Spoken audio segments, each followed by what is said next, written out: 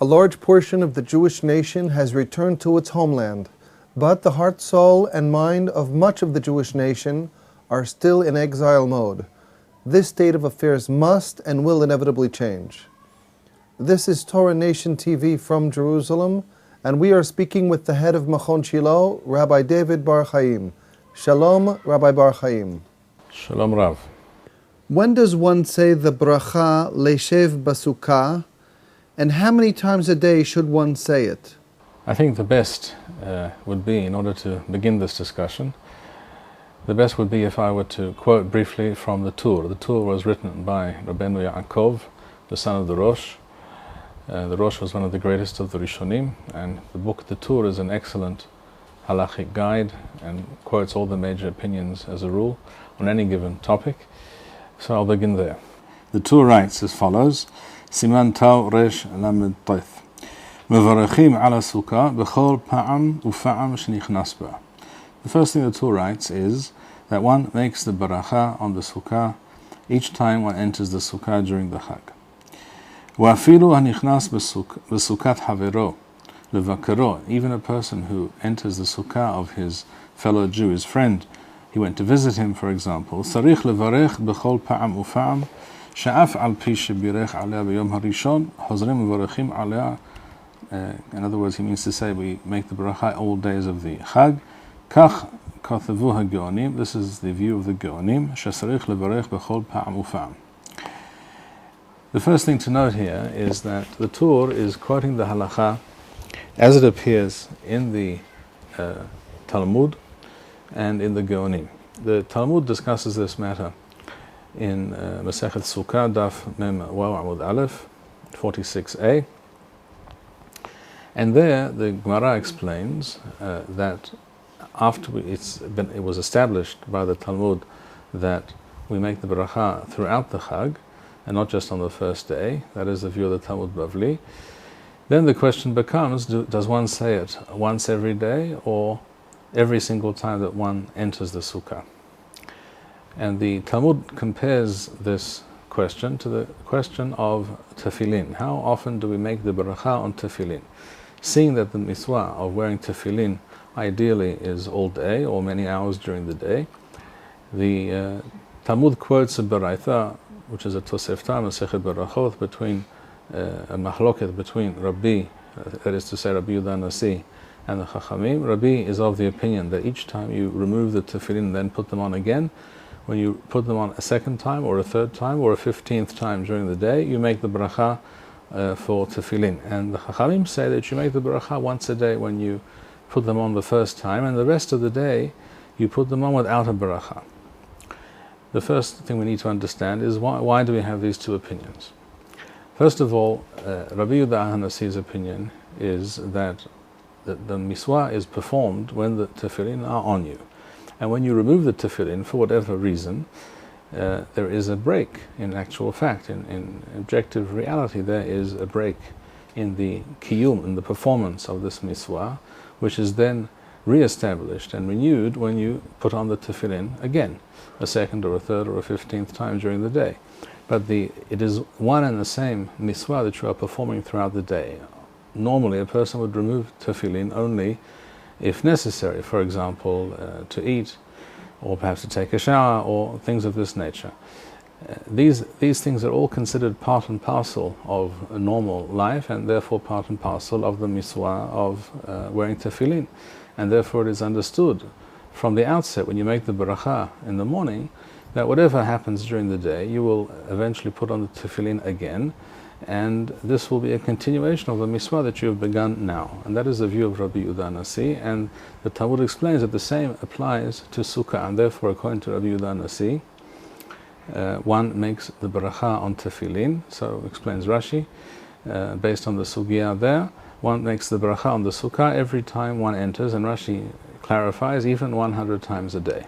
The view of the Hachamim, that is to say other Tanaim, other sages at that time, the time of the Mishnah, their view is that the mitzvah of tefillin is an ongoing mitzvah throughout the day. At the end of the day, when the night begins, that the mitzvah, or the time for the mitzvah, ends and is renewed In other words, the time that one is, the next time one is able to perform this mitzvah is the following morning.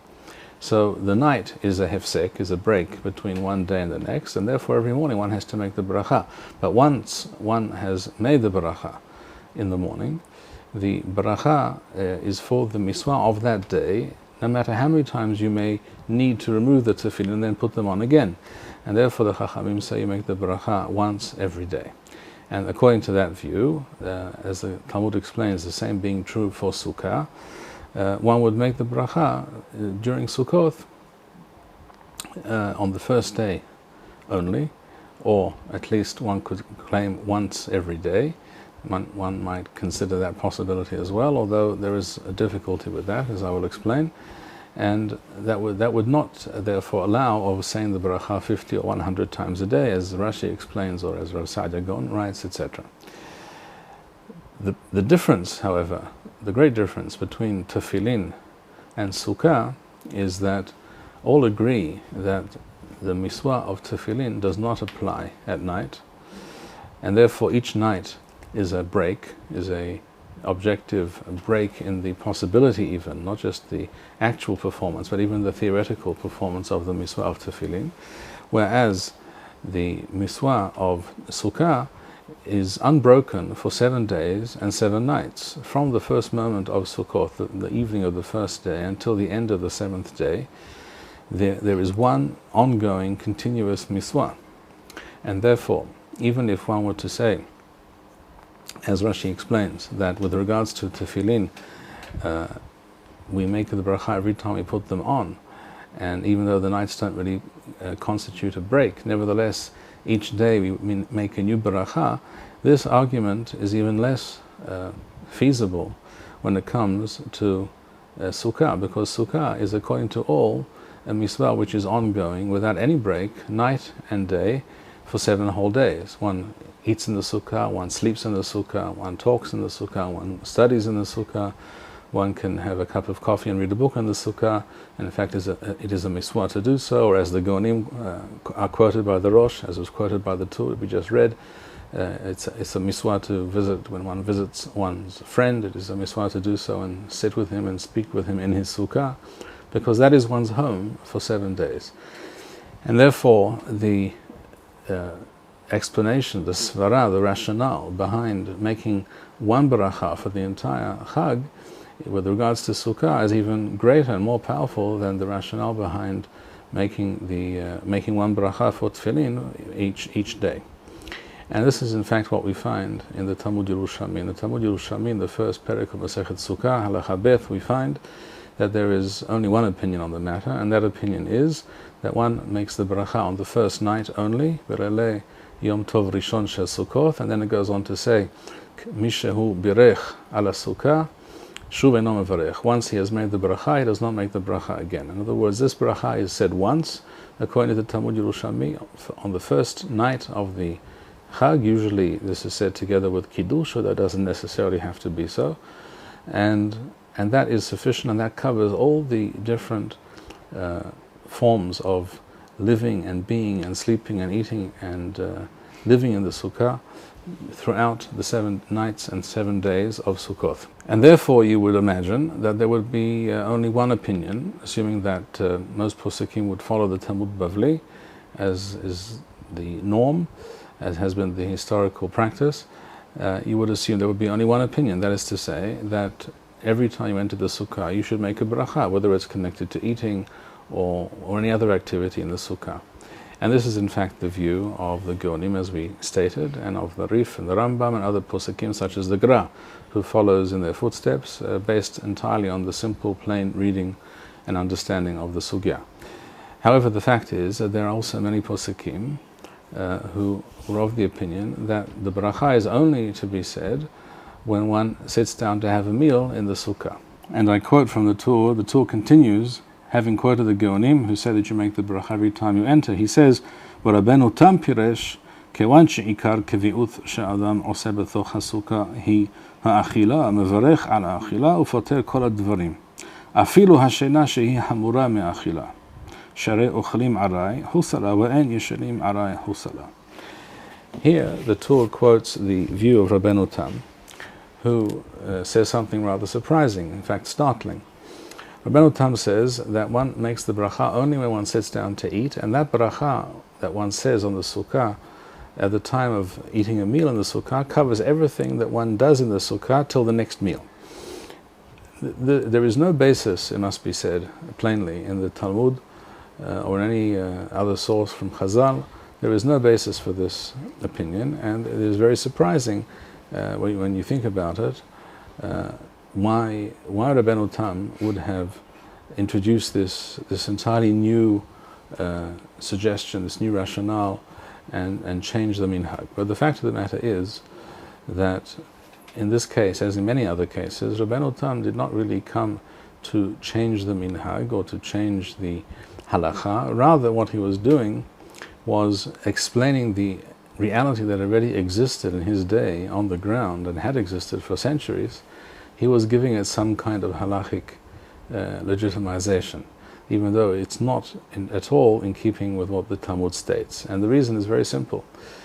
In those countries where Rabbeinu Tam and his forefathers lived, and centuries before his day and for centuries after his time, we're talking about Europe, of course. In those countries, the weather is usually not very conducive to performing and keeping the mitzvah of Sukkah in the normal sense that we are able to do here in Eretz Yisrael. Here in Eretz Yisrael, usually the weather is such that we can eat in the Sukkah and be in the Sukkah and spend time with friends in the Sukkah and learn in the Sukkah and sleep in the Sukkah. There are exceptions. Sometimes it can rain, sometimes there can be a heat wave, what have you. And in such cases, a person, of course, is, if one is mitzta'er, if one finds it difficult or unpleasant in the Sukkah, one is patur, one is exempt from the Sukkah for that time. But these are the exceptions to the rule. Normally, being in the Sukkah for 7 days and 7 nights in Eretz Yisrael is a fairly straightforward matter. But this is not at all true of Chutz La'aretz. In most parts of the world, rain occurs on a fairly frequent basis. In other parts of the world, it's not only rain, it can also be snow and sleet and ice, etc. And in other parts, and in those parts of the world, even if it's not actually raining or snowing, it's also very cold. This would apply to many parts of North America and many parts of Europe and many other countries in the world. And therefore, it was the practice, the reality, due to the fact that it was impossible to be in the Sukkah for most of the day and the night, that the performance, the actual kiyum of the mitzvah of Sukkah was limited by force of the weather and the facts and the realities. The performance of this mitzvah was limited to what one could actually do in terms of eating in the Sukkah, which was something that one could sometimes do if it wasn't raining, if it wasn't too cold. One could grab a meal in the Sukkah and run back inside. I remember as a child, as a teenager, growing up in Chutz La'aretz, that this was often the case. And this was always the case in such countries. And therefore, the reality was that Jews connected, inevitably, Jews connected in their own minds at least, if not halachically, they connected eating in the Sukkah to the mitzvah of Sukkah, because this was the only thing that they in fact could do in the Sukkah on a regular basis. And thus it worked out that when would they actually be in the Sukkah and make the bracha? When they sat down to eat a meal, if that was possible. And thus over many generations, the performance of this mitzvah was limited to eating, and the bracha was therefore limited to this experience in the Sukkah as well. And Rabbeinu Tam here was really simply codifying or giving some legitimization to a reality that is really beyond our control and beyond the control of all Jews who live in such countries. This also only serves to underline the fact that the mitzvah of Sukkah was not designed for Chutz La'aretz. It only really works, so to speak, fully in Eretz Yisrael and perhaps certain areas surrounding Eretz Yisrael. And beyond that, it's a very difficult mitzvah to keep in the fullest sense, and therefore very often is relegated to eating a few meals during the Chag, and that's about it. Therefore, this statement of Rabbeinu Tam, which is later codified in the Shulchan Aruch, for example, this is the minhag, and without a doubt this was the minhag in most parts of the Jewish world, this was not a new interpretation of the Talmud, but it was rather the inevitable and inexorable result of the Galuth and the weather and other physical and realistic considerations involved in living in these parts of the world. Therefore, to continue living according to this practice, to continue teaching people this is what one should do when living in Eretz Yisrael or any other country where it is possible to perform the mitzvah of Sukkah properly, to continue to make the bracha only during for a meal, this is clearly a case of turning things upside down. What we should be striving for is returning to the fullest possible kiyum of this mitzvah, of performing this mitzvah according to the letter and the spirit of the law, and therefore making the bracha according to what the Talmudim explain. The last question, therefore, that we need to discuss is which of the recommendations of the Talmud, of the two Talmudim, do we take practically, halacha lema'aseh? Do we follow the Talmud Bavli or the Talmud Yerushalmi? This is a moot question in the sense that it is difficult to be absolutely emphatic about it. It is true that whether one acts in accordance with the Talmud Bavli and makes the bracha each time one enters the Sukkah, or if one makes the bracha only on the first night of Sukkot, one is relying on the plain, simple meaning of either one or other of the Talmudim, either Bavli or the Yerushalmi. For many years, it was my practice to follow the plain reading of the Talmud Bavli and the Psak of the Rif and the Rambam and the Gra and many others, and therefore I made the bracha many, many times during the day. In later years, I switched to the practice of the Talmud Yerushalmi. In other words, I make the bracha only on the first night with Kiddush, and that bracha is valid and holds for the entire Chag, for all 7 days and 7 nights, because for 7 days and 7 nights one is to live in the Sukkah and be and live and sleep and eat and do everything that one normally does in the Sukkah. And the bracha, the mitzvah, is an ongoing, continuous mitzvah, and there is no break, and therefore why is it necessary to make more than one bracha? This view, to me, seems most reasonable and also very practical. To make the bracha many times a day is possible, but at some point perhaps it becomes a little bit of a chore, as it were, to remember each time to make the bracha. One comes in, one goes out. Even if one doesn't go out, one doesn't make the bracha, that's to say, after having gone out just for one moment to bring the salt from the kitchen into the sukkah, but even if one waits till one really leaves for a period and then returns, nevertheless, there's a certain element of repetitive action which seems perhaps in some ways a little bit superfluous, and therefore I lean towards the view of the Talmud Yerushalmi. However, one way or the other, we should be following the correct and authoritative positions of the Talmudim, and not a practice which is clearly the result of living in the Galuth. That being the case, why do most rabbis continue to advocate reciting the bracha only in connection with a meal?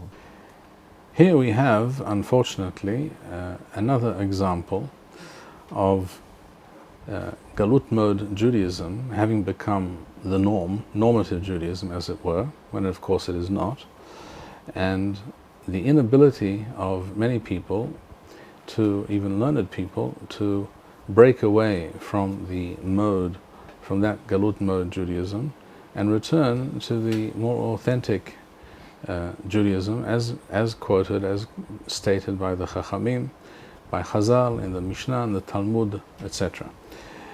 This is a classic example because there is no doubt, there can be no doubt, that the only reason for the more usual practice of making the bracha in connection with a meal, there can be no doubt that this practice came about only as a result of the weather conditions in many parts of Chutz La'aretz, outside Eretz Yisrael, and that this cannot be considered in any way a legitimate reason for mutating, for a mutation of the halacha, or for bringing deliberately bringing about a change to the halacha. As I explained, Rabbeinu Tam was really just explaining a pre-existing halachic reality, which in itself was brought about by the Galuth. And if we cannot break away from such a practice, such a small, minor issue in reality when compared to much bigger issues in the Torah, if we cannot bring ourselves to return to the normative halachic practice and to a fuller understanding and appreciation of the mitzvah of Sukkah, then how can we expect to deal with much greater challenges and questions and issues that will present themselves to us, that must present themselves to us as we continue along the path of the Geula, of returning to the normative and desirable reality of Am Yisrael living in its own land. Thank you, Rabbi Bar-Hayim. We would like to encourage our viewers to share these videos with friends and send in your responses. We would also like to suggest the following opportunity to our viewers. If you identify with Rabbi Bar-Hayim's message and would like to sponsor or dedicate a video interview with the rabbi in honor or memory of a loved one, if you would like to obtain Birkon Nusach Eretz Yisrael or invite the rabbi for a speaking engagement, please email us at office@machonshilo.org.